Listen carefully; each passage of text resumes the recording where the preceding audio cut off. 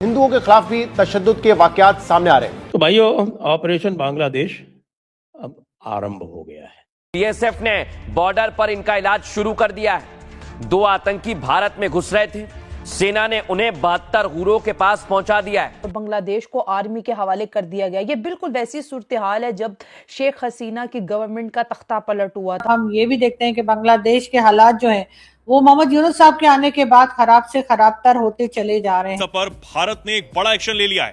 Visa केंद्र अनिश्चितकाल तक के लिए बंद कर दिए गए हैं। और जो मेडिकल फैसिलिटीज बांग्लादेशी इंडिया में लेते थे, अब तो या तो वो बहुत कम होगी। मतलब 7 जो आप सिस्टर्स कहते हैं वो 7 रियासतें हैं, 7 स्टेट्स हैं। मतलब इस तरह का किसी पॉलिटिकल लीडर का कहना तो अगर कोई एक आम बांग्लादेश का रहने वाला कहता तो शायद एक अलग बात थी। इंडियन आर्मी के द्वारा फाइनली इस चीज को लेकर जवाबी कार्रवाई करनी शुरू कर दी गई है। मिजोरम के स्टेट में इंडियन आर्मी के द्वारा एक नए बेस को एक्टिवेट करे जाने की रिपोर्ट्स सामने आ रही हैं। जनरल आसिम मुनीर साहब बहुत बड़ी मुसीबत में पड़ गए बिकॉज डोनाल्ड ट्रंप के साथ उन्होंने बहुत ज़्यादा अहदो पैमान कर लिए थे, बहुत वादे कर लिए थे, बहुत ज़्यादा उन्होंने उनकी तारीफें कर ली, बहुत ज़्यादा ओवर प्रॉमिस कर लिया था। और अब डोनाल्ड ट्रंप ने कह दिया है कि भाई this is the performance time. गलती जो है वो केपीके में दोहरा रहे हैं, वही गलती हम इस वक्त कह लीजिए कि बलूचिस्तान में दोहरा रहे हैं। दीपू चंद्र दास का नाम जो है इस वक्त बहुत ज्यादा हाईलाइट हो रहा है, जिसके ऊपर सोशल मीडिया पर बात हो रही है। अगर एक ऐसा मुल्क जो खुद को आजाद कहता है, अगर मुस्लिम आजाद है तो फिर हिंदू आजाद क्यों नहीं? दीपू चंद्र दास का नाम जो है इस वक्त बहुत ज्यादा हाईलाइट हो रहा है, जिसके ऊपर सोशल मीडिया पर बात हो रही है। तो दोस्तों, आज की वीडियो का आगाज करते हैं और डिटेल में बात करते हैं। तो सारा का सारा जो मुद्दा है बांग्लादेशी हिंदुओं पर क्यों डाला जाता है, क्या ये कोई साजिश के तहत हो रहा है या कोई तीसरी ऐसी कोई शख्सियत या कोई ऐसी पार्टी मौजूद है जो इन तमाम सिचुएशन से या ऐसे हालात क्रिएट करके कुछ अपना फायदा हासिल करना चाहती है। इस वक्त इंडिया की अगर बात करें तो दोस्तों वहां पर बात ये हो रही है कि दीपू चंद्र दास नामी एक हिंदू है जिसको मॉब लिंचिंग किया जाता है और ब्लास्फेमी के नाम पर उसको सबसे पहले तो कहते हैं ना कि बहुत बुरा बिहेव जैसे होता है कि टांगे और इस तरह के मतलब कि फिजिकल पनिशमेंट उसको किया जाता है और जिसमें उस बेचारे की जान चली जाती है। और उसके बाद जी उसकी लाश को एक मोटरवे के किनारे वहां पर उसको जला दिया जाता है और जितने भी वहां क्राउड होता है बड़े शौक से वीडियो बनाते हैं, जो कि रेडिकलाइजेशन की मैं कहती हूँ कि सबसे वर्स्ट एग्जांपल है। इस्लामिक रेडिकलाइजेशन पे भी हम बात करेंगे कि जब से शेख हसीना का तख्ता पलट हुआ है तो ये एक्सट्रीमिज्म वहां पर काफी ज्यादा देखने को मिली है। 7 जो आप सिस्टर्स कहते हैं वो 7 रियासतें हैं, 7 स्टेट्स हैं।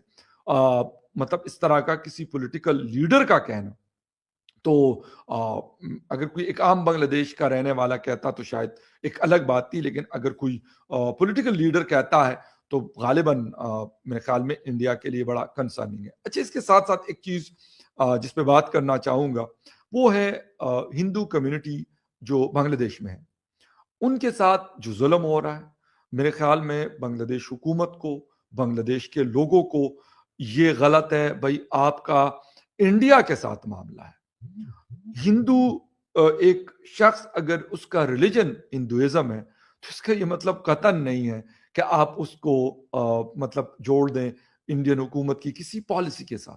अगर वो इंडिया में रहने वाला शख्स है तब भी आप नहीं जोड़ सकते। उसकी वजह यह कि गवर्नमेंट लेवल पाकिस्तान में गवर्नमेंट कुछ कहती है लेकिन अवाम कुछ और चाहती है। क्या ऐसा नहीं है? ये मतलब एक बहुत बड़ा डिफरेंस अब यहाँ पे मौजूद है। यहाँ पर मतलब डंडे का कानून लागू किया गया है लेकिन अवाम आज भी इमरान खान जिंदाबाद के नारे लगाते हैं, तो इसका क्या मतलब है? इसी तरीके से अगर कोई शख्स हिंदू है उसके साथ मतलब मेरे ख्याल में जो चीजें नजर आ रही है बांग्लादेश की सोसाइटी, बांग्लादेश के लोगों को मेरे ख्याल में मतलब ये जुल्म नहीं करना चाहिए। आपस के मामलात आपके हैं। अगर उस्मान हादी को जिन्होंने मारा तो हुकूमत को उसको इन्वेस्टिगेट करना चाहिए। इंडिया का नाम ले रहे तो इसका क्या मतलब? अगर आप इंडिया के ऊपर ये इल्जाम लगाते हैं फॉर एग्जांपल, तो इसका एक मतलब जो हिंदू रिलीजन को फॉलो करने वाला कोई भी शख्स है उससे उसका क्या ताल्लुक है कि मतलब आप जाकर मतलब एक बेचारे निहत्ते शख्स के ऊपर किसी निहत्थे फैमिली के ऊपर आप अपना गुस्सा निकालते हैं, उसकी जान लेते हैं, उसके उसके घर बार कारोबार को नुकसान पहुंचाते हैं, तबाह बर्बाद करते हैं, आप जला देते हैं। मेरे ख्याल में ये चीज़ें कहीं पे भी एक्सेप्टेबल नहीं है।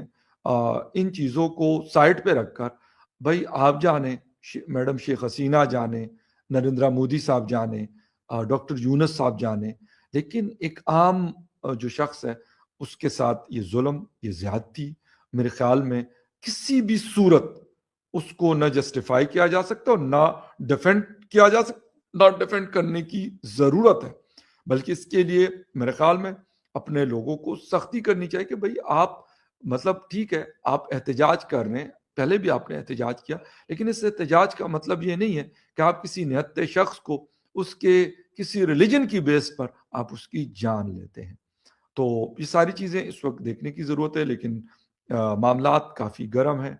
देखते हैं कि आगे क्या होता है। गलती जो है वो केपीके में दोहरा रहे हैं, वही गलती हम इस वक्त कह लीजिए कि बलूचिस्तान में दोहरा रहे हैं। लेकिन ये समझने को तैयार नहीं है कि अगर जो कहा जाता है हमारे यहाँ कि जी पाकिस्तान 27 रमजान को बना था, पाकिस्तान टूट नहीं सकता, तो जी पाकिस्तान तो 50 साल पहले ही टूट चुका है, बल्कि 50 साल से भी ज्यादा हो गए पाकिस्तान को टूटे हुए। तो इसलिए ये बात करनी कि जी पाकिस्तान को तोड़ा नहीं जा सकता या टूट नहीं सकता क्योंकि जी 27 रमजान को बना था या रमजान में बना था, इस तरह की बातें वही लोग करते हैं जो एक तरह का अपना कह लीजिए अपना झूठ का चूरन जो बेच रहे होते हैं। इसलिए कि पाकिस्तान को टूटे हुए 50 साल से ज्यादा हो चुके हैं, लेकिन हमने अपनी गलती से कुछ नहीं सीखा। इस वक्त बलूचिस्तान और केपीके में जो कुछ किया जा रहा है, कहने वाले कहते हैं कि ये उससे भी कहीं ज्यादा है जो कि बांग्लादेश के लोगों के साथ किया गया था, जिस तरह से उनको परेशान और तंग किया गया था, उससे कहीं ज्यादा इस वक्त बलूचिस्तान और केपीके के हालात जो हैं वो खराब हो चुके हैं।